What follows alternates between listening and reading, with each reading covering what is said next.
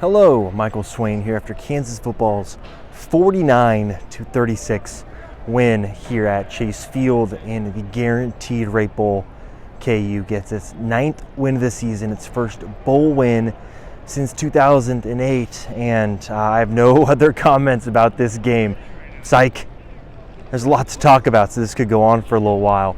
I think first and foremost, this caps an incredible year for Kansas. I think, if you want to look back, I think there might be some what ifs, but I think every college football season is going to have that. But generally, this program has taken such a huge stride in year 3 to play at a different, consistent level and to set expectations a lot higher. This team was better than the one we saw play in the Liberty Bowl last year. And there's a chance next year's team will be better. But this year's team is special in its own right. A game like this is perfect because it gets to send off some of those guys that have been so crucial in KU's rebuild. It sends them out the right way. I think about guys like Mason Fairchild, Jason Bean, Rich Miller, Craig Young. There are different levels to this, right? And of course, Kenny Logan, who, if you think back, right, was kind of the first player to put his stake in the ground when Lance Leipold was hired. And he says that he is staying at Kansas when he could have had suitors to go anywhere else.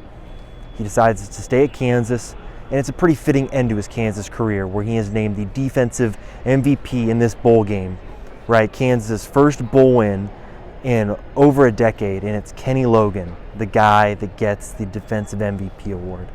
I think that's really cool.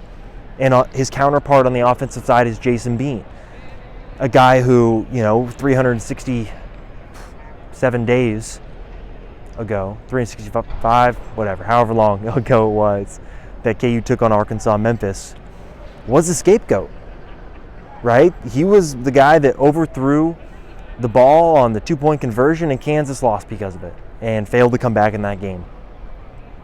Again, does the blame deserve to fall on him? We're not going to rehash that. But for him to decide to come back when he knew he was not going to start, and that's something Lance Leipold hit on in this post-game press conference. Jason Bean could have hit the eject button. He could have gone anywhere else. Think of all the terrible quarterback you saw in college football this year. You're telling me other programs would have loved to have Jason Bean as their quarterback? And instead he decides to come back to Kansas and be the backup. And it turns out that Jalen Daniels has a bad back this season and can't really play that much. And Bean was ready for the moment, though. He didn't sulk. He wasn't, sitting around and being someone that's not great to be around at practice. He worked hard. He improved, right? The player you saw this year was better than the Jason Bean we saw last year. And as a result, he's able to have a game like this, where he is the reason that Kansas football has won the Guaranteed Rate Bowl and wins their 9th game of the season.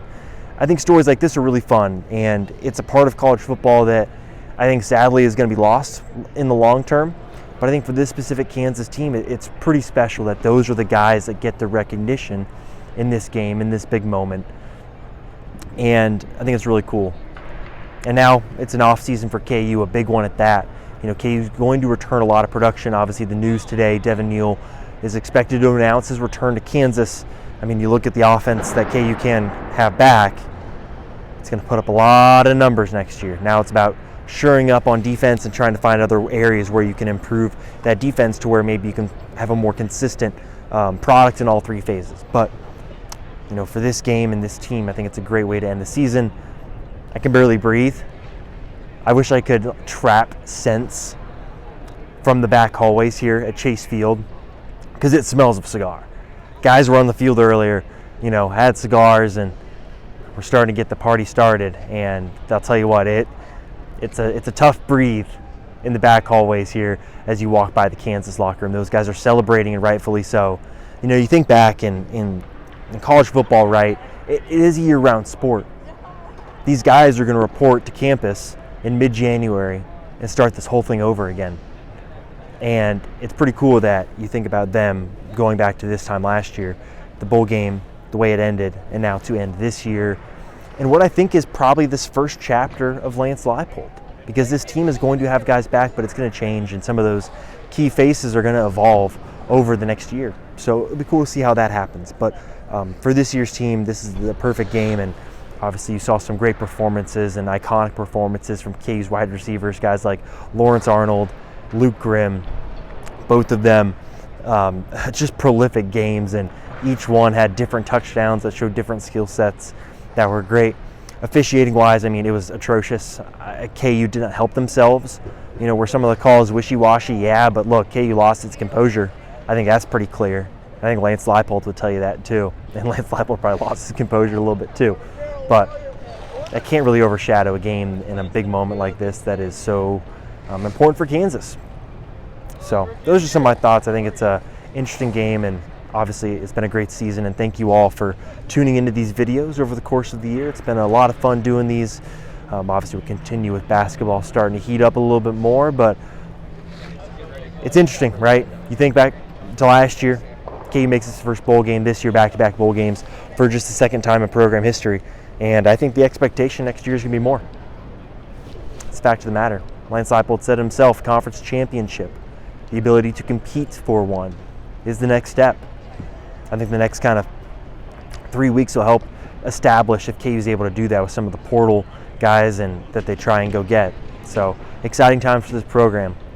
It's fun to cover. It really is. I've had a blast this year. It's been a lot of fun, and I think that this has been a fascinating team to watch and see the different stories unfold. So yeah, thanks again as always for watching. Obviously, stay tuned to fog.net for all the content. We'll keep you guys covered all off season. Spring football, I already can't wait. It's exciting.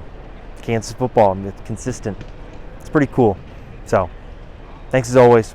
We'll talk again soon. Obviously, podcast coming with Kevin Flaherty. We got a lot to talk about. Thanks as always. Hope everyone has a great holidays.